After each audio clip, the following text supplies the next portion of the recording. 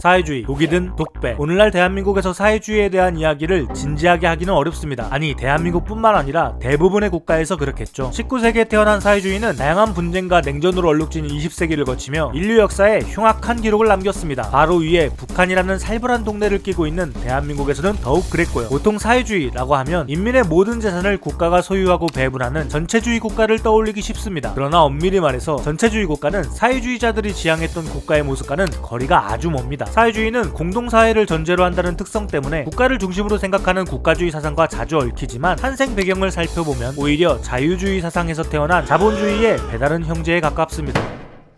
이 닥쳐인 빨기! 18세기 후반의 프랑스에서 군주정을 무너뜨리고 오랫동안 국가에 귀속되어 있던 자유를 되찾은 이들은 다름 아닌 민중이었습니다. 프랑스 민중은 국민의회를 세우고 인간과 시민의 권리선언이라는 문서를 통해 다음과 같이 천명합니다. 모든 주권은 본질적으로 국민에게 있다. 왠지 익숙하죠? 프랑스 인권선언에 적힌 이 문구는 대한민국 헌법 제1조의 원형이 됐습니다. 군주정이 사라지기 전 프랑스에는 왕이 자문을 구하기 위해 대표자를 소집하는 회의가 존재했습니다. 대표자는 프랑스를 구성하는 3개의 신분에서 투표로 선발했는데 제1신분은 성직자, 제2신분은 귀족, 그리고 제3신분은 평민이었습니다. 이걸 삼부회라고 합니다. 프랑스 혁명을 주도했던 이들은 수가 가장 많으면서도 권한은 가장 적은 제3신분 평민이었습니다. 그래서 프랑스 혁명은 민중의 주도하에 벌어진 성공적인 혁명이었다고 평가받기도 합니다. 하지만 군주정 체제 아래에서 제3신분이라는 하나의 카테고리 안에 묶인 이들 모두는 결코 하나의 세력이 아니었습니다. 혁명이 일어나고 2년 뒤인 1791년 국민의회는 헌법을 제정합니다. 이 헌법은 민주정의 핵심인 참정권에서 일단 여성을 배제합니다. 그리고 남성은 다시 직접세를 납부하는 능동시민과 돈을 내지 못하는 수동시민으로 나눠서 능동시민에게만 선거권을 부여했습니다. 뭔가 이상하죠? 다같이 이루어낸 혁명인데 도대체 누가 무슨 기준으로 이런 차별을 둔 걸까요? 헌법을 넘어 새롭게 제정된 다른 법률들을 살펴보면 답은 간단하게 나옵니다. 당시 국민의회 의장이었던 르 샤플리에가 제출한 법안 중에는 상인이나 장인들의 연합이었던 길드를 폐지하고 노동자들의 파업과 조직화를 막는 것이 있었습니다. 샤플리에는 이렇게 말합니다. 이 나라에 더 이상 길드는 없다. 개인적으로 또는 일반적으로 얻는 이익 외에 다른 것은 없다. 시민이 조합을 통해 공화정 체제에서 떨어져 나가는 것은 용납할 수 없다. 사람들은 그제야 뒤늦게 깨달았습니다. 왕이 쓰러지고 나서 얻게 된 자유는 모두의 것이 아니라는 걸 말이죠. 격정적이었던 18세기의 피바람을 거쳐서 19세기에 열린 새로운 세상의 자유는 돈이 많은 사람들의 것이었습니다. 다시 말해 부르주아의 것이었습니다. 가장 먼저 자본주의의 맨얼굴을 목격하고 행동에 나선 사람은 이 사람이 아니라 영국의 부르주아인 로버트 오원이었습니다. 오원이 처음부터 돈이 많았던 것은 아닙니다. 당시 관습에 따라 10살 때 스스로 먹고 살기 위해 집을 나온 오원은 다양한 작업 환경에서 일을 하며 조금씩 사업에 대한 안목을 길러나갑니다. 악독한 고용주에게 노예처럼 부려지기도 하고 배신을 당하기도 하면서 악착같이 돈을 끌어모은 오원은 마침내 1799년 20 중반의 젊은 나이에 스코틀랜드 뉴 레너크 공장을 소유하게 됩니다. 자본주의 시대의 어엿한 권력자 부르주아가 된 것이죠. 하지만 그는 어떻게든 더 많은 이윤을 챙기기 위해 노동자들을 잔인하게 착취하던 당대의 다른 자본가무리와는 생각이 달랐습니다. 산업혁명으로 전 세계가 눈부신 경제적 성장을 이룩하던 19세기는 명과 암이 분명한 시대였습니다. 자본가들에게는 기회의 시대였지만 노동자들, 특히 어린아이들에게는 비참한 시대였죠. 작업 환경이 나빴던 만큼 노동자들의 태도 또한 좋지 않았습니다. 대부분의 노동자에게 술은 생활 필수품이었고 절도와 태어, 거짓말은 일상이었습니다. 일찍부터 어른과 함께 일을 시작한 어린아이라고 다를 게 없었고요. 여러 현장에서 많은 사람과 함께 일을 했던 오원은 이것이 노동자 개인이 아닌 일터 자체에서 비롯되는 문제가 아닐까 의심합니다. 그는 과도한 노동이 인간의 삶을 어떻게 파괴하는지 분명하게 알고 있었습니다. 이것보다 나은 방법이 있지 않을까 하는 치열한 고민이 늘 그의 뒤를 따라다녔고요. 이제 뉴 레너크의 공장주가 된 오원은 과거에 자신이 떠올렸던 여러가지 방법들을 직접 시험해보기로 결심합니다. 노동시간을 줄이고 임금을 올리고 작업 환경을 개선해 나가는 식으로요. 오원은 모든 사람이 근본적으로는 선량하다고 믿었습니다. 다만 열악한 환경이 사람을 나쁘게 만들었을 뿐이라고 말이죠. 때문에 오원은 공장 운영에서 한 걸음 더 나아가 뉴 레너크 부지에 노동자가 살 수 있는 주거 공간을 만들고 노동자의 자녀가 무상으로 공부할 수 있는 학교를 세웠습니다. 오원은 노동자들을 교육하고 그들의 생활을 개선하면 기존보다 훨씬 나은 경영 성과가 나올 거라고 확신했습니다. 사람들은 쓸데없는 곳에 돈을 퍼붓는 오원의 시도를 무모하다고 생각했습니다. 그리고 뉴 레너크가 곧 망할 거라고 예상했죠. 어떻게 됐을까요? 뉴 레너크는 망하지 않았습니다. 놀랍게도 공장은 잘 돌아갔습니다. 뉴 레너크는 노동자들이 돈을 벌기 위해 일하는 장소가 아닌 새로운 고향이 되었습니다. 새로운 고향에 정착한 사람들은 타의가 아닌 자의로 모두의 삶을 지키기 위해 열심히 일을 했습니다. 이전 연상에서 자유는 국가에게 억압받던 이건 개인이라는 개체의 발견으로부터 비롯된 권리라고 설명한 적이 있습니다. 우원은 뉴레너크에서 사회를 발견합니다. 이것이 훗날 우원이 사회주의라고 이름 붙이게 될 사상의 위대한 첫걸음이었습니다. 자본주의도 인간의 얼굴을 할 수 있습니다. 한편 영국의 자본가들은 우원의 사례를 들며 자본주의 체제의 성과를 선전하기에 바빴습니다. 그러나 뉴레너크의 성공에 공우된 우원이 자신이 시행했던 방식을 영국 전역으로 확대하자는 법안을 제출하자 빠르게 태도를 바꿉니다. 1824년 동료 자본가들과 큰 마찰을 겪은 우원은 실망을 안고 뉴레너크를 떠납니다. 그리고 미국으로 건너가 뉴하모니라는 공동체를 세운 뒤 자본가의 개입 없이 자체적으로 돌아가는 마을을 만들기 위해 전 재산을 투자하죠. 하지만 이번에는 성공하지 못합니다. 차별 없이 누구나 공동체 안으로 받아들인 탓에 마을 건설에 주체적으로 참여할 생각이 없는 불성실한 불황자들과 범법자들까지 꼬여든 게 화근이었습니다. 우원은 실패했습니다. 그러나 우원의 사상은 여전히 영국에 남아있었습니다. 1829년 빈털터리가 되어 고국으로 돌아온 우원을 맞이한 건 자본가들의 폐악질에 맞서 개인의 권리를 찾기 위해 노력하던 노동자들의 열렬한 환영이었습니다. 우원은 자신을 따르는 수많은 사람과 함께 5년간 여러가지 활동을 합니다. 대표적으로는 단일 노조인 전국 노동조합 대연합을 설립한 게 있습니다. 우원의 제자들은 현대협동조합의 전신이 되는 로치델 공정개척자 연합을 만들기도 했고요. 노년기에 들어선 우원이 대외적인 활동을 접고 사회주의에 대한 학술적 고민을 이어가던 1848년, 이 해는 카를 마르크스와 프리드리히 엥겔스가 쓴 공상단 선언이 출간된 해입니다. 이들은 우원 그리고 우원과 동시대에 활동했던 프랑스의 생시몬과 샤를 푸리에를 엮어서 공상적 사회주의자라고 규정합니다. 자신들의 사회주의를 이들과 다른 과학적 사회주의라고 포장하기 위해 붙인 이름이었죠. 그러나 모든 사회주의자가 공상단 선언의 그늘 안에 있었던 것은 아닙니다. 사회주의라는 용어를 처음으로 제시한 우원은 마르크스와 엥겔스의 사상을 곱게 보지 않았습니다. 우원은 두 사람이 주장한 프롤레타리아 독재라는 개념이 소수 자본가들의 독재와 다를 게 없다고 생각했습니다. 그리고 자신만의 이론을 정립하는데 우원은 무엇보다 개인에게 모든 책임을 묻는 사회의 구조 자체가 잘못되었다고 주장합니다. 왜냐하면 모든 인간의 삶은 결코 그 인간이 살고 있는 사회와 분리되어 형성되지 않기 때문입니다. 그리고 이 사실을 인정한다면 우리는 이것을 반대의 방향에서도 해석할 수 있습니다. 사회는 모든 인간의 삶과 무관하지 않다고 말이죠. 우원은 이렇게 말합니다. 개인의 행복은 사회의 행복을 늘릴 때 이루어진다. 한 인간의 행복은 주변 사람들을 행복하게 만들려고 노력할 때 비로소 얻어지는 것이다. 엥겔스는 30여 년이 지난 뒤에야 우원이 발표한 이론을 높이 평가하는 발언을 하죠. 자, 아무튼 이제 겨우 익숙한 이름들이 나왔습니다. 하지만 아직 나오지 않은 개념이 하나 있습니다. 바로 공상주의 말이죠. 공산주의는 뭘까요? 왜 굳이 사회주의와 다르게 부를까요? 그리고 이 사상을 지지하는 사람들이 바라는 국가의 궁극적인 모습은 어떤 걸까요? 여기에 대한 이야기는 다음 영상에서 하겠습니다. 다음 영상이라고요? 이거 처음에 4부작이라고 시작하지 않았나요? 국가로 예상보다 길어졌지만 다음이 진짜 마지막입니다.